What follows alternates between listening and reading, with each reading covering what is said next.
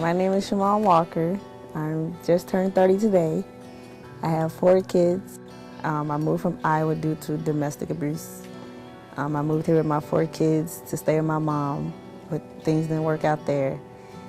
So I had to find somewhere to go, and I called here, and that's how I ended up here at Wayside. My name is Monica Robinson. I'm 35. I have 3 children. I was working and ended up losing that job, ended up having to get another job, and I was with somebody and it didn't work out.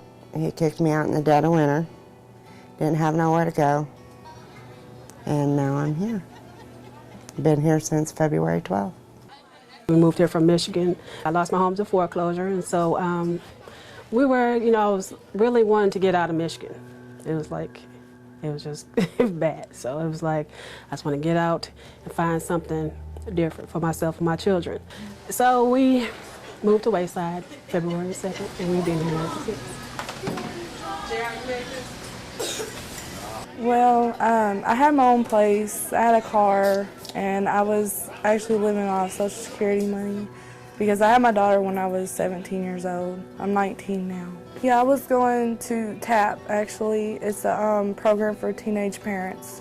I mean, it was a great school. I loved it. It's just, when my daughter got sick and I just couldn't take her, and she lost her daycare spot, so I had to drop out. And by me dropping out, I lost everything. And so now, hopefully, I will get my GED, try to live with my mom, and we've never been able to live together. So then God sent me Wayside. It's been rough.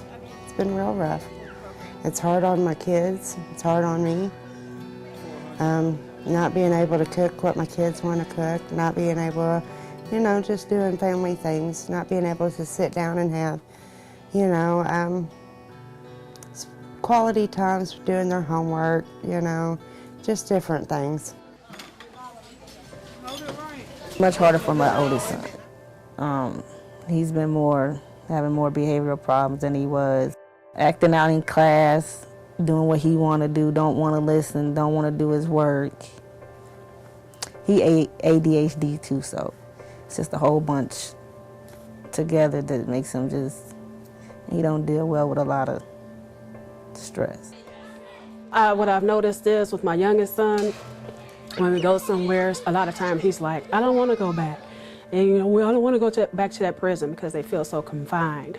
We have to, it's 2 families to a room and they feel confined, they feel restricted, they feel like, bottled in, and they just want to, have their own freedom and space and their own beds and their own rooms, and, live the way we did before, basically, live a normal life. And it's, it's difficult.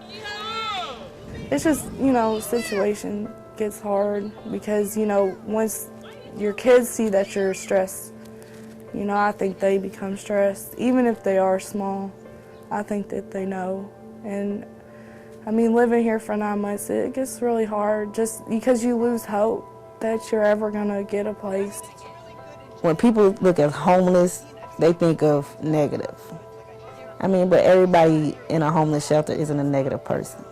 I mean, it's a lot of us that work, come home and do like a normal person would if we're staying in a normal home. They just don't really realize how hard to sit there and to see your children suffer and hurting because they're not in their own homes. It's just hard because that just makes you hurt that much more. Every night I just pray because when I see Kaylee, and I just want her to have her own room, just be happy, and I just wish it will happen. I have remarkable skills. I'm educated. I'm no different than anyone else. My kids are no different from anyone else's kids. So the first I would like for people to think, and not look at it and think, oh, they're homeless, and, just, think of homeless people as, someone on the streets that's asking for money or, to get a bottle of liquor or something. I'm homeless.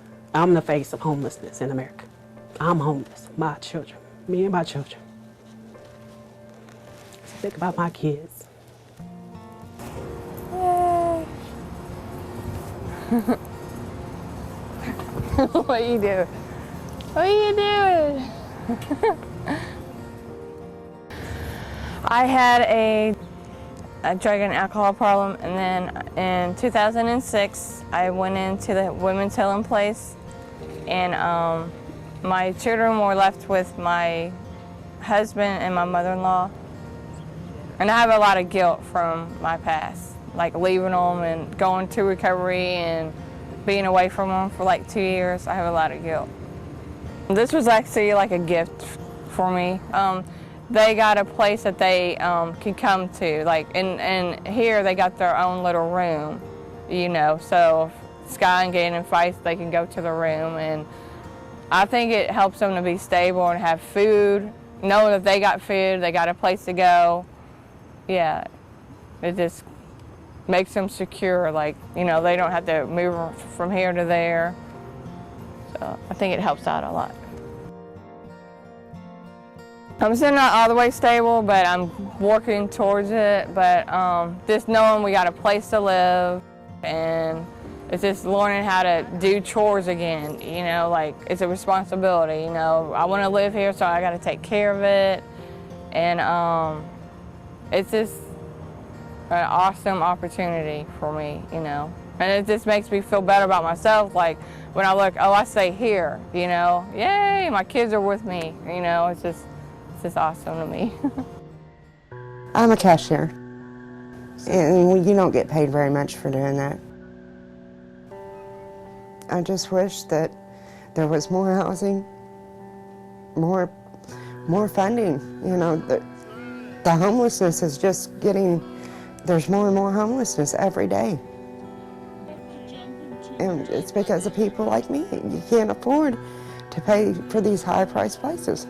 You know, to live in a decent neighborhood that you're not scared for your children's lives, you know, then you got to pay outrageous prices, and we can't do that. It's not back in the day like it was back in the day when you can live single and make it. But being single now, it's too hard. The economy's too bad.